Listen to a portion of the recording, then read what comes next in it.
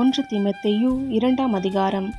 நான் பிரதானமாய் சொல்லுகிற புத்தி என்னவெனில், எல்லா மனுஷருக்காகவும் விண்ணப்பங்களையும் ஜெபங்களையும் வேண்டுதல்களையும் ஸ்தோத்திரங்களையும் பண்ண வேண்டும். நாம் எல்லா பக்தியோடும் நல்லொழுக்கத்தோடும் களங்கமில்லாமல் அமைதலுள்ள ஜீவனம் பண்ணும்படிக்கு ராஜாக்களுக்காகவும் அதிகாரமுள்ள யாவருக்காகவும் அப்படியே செய்ய வேண்டும்.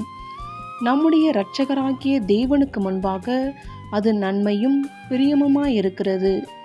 எல்லா மனுஷரும் ரட்சிக்கப்படவும் சத்தியத்தை அறிகிற அறிவை அடையவும் அவர் சித்தமுள்ளவராயிருக்கிறார்.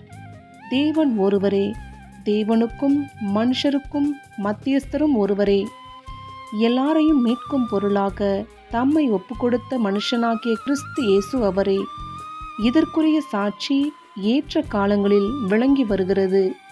இதற்காகவே நான் பிரசங்கியாகவும் அப்போஸ்தலனாகவும் புற ஜாதிகளுக்கு விசுவாசத்தையும் சத்தியத்தையும் விளங்க பண்ணுகிற போதகனாகவும் நியமிக்கப்பட்டிருக்கிறேன். நான் பொய் சொல்லாமல் கிறிஸ்துவுக்குள் உண்மையை சொல்லுகிறேன். அன்றியும் புருஷர்கள் கோபமும் தர்க்கமும் இல்லாமல் பரிசுத்தமான கைகளை உயர்த்தி எல்லா இடங்களிலேயும் ஜெபம் பண்ண வேண்டுமென்று விரும்புகிறேன்.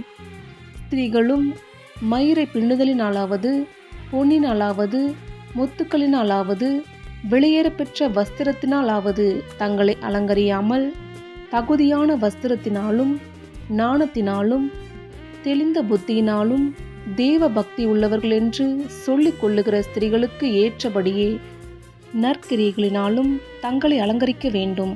ஸ்திரீயானவள் எல்லாவற்றிலும் அடக்கமுள்ளவளாயிருந்து அமைதலோடு கற்றுக்கொள்ள கடவள். உபதேசம் பண்ணவும் புருஷன் மேல் அதிகாரம் செலுத்தவும் ஸ்திரீயானவளுக்கு நான் உத்தரவு கொடுக்கிறதில்லை. அவள் அமைதலாயிருக்க வேண்டும்.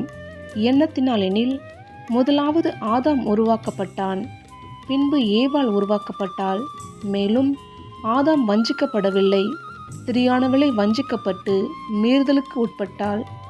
அப்படியிருந்தும் தெளிந்த புத்தியோடு விசுவாசத்திலும் அன்பிலும் பரிசுத்தத்திலும் நிலை கொண்டிருந்தால் பிள்ளை பேற்றினாலே இரட்சிக்கப்படுவாள்.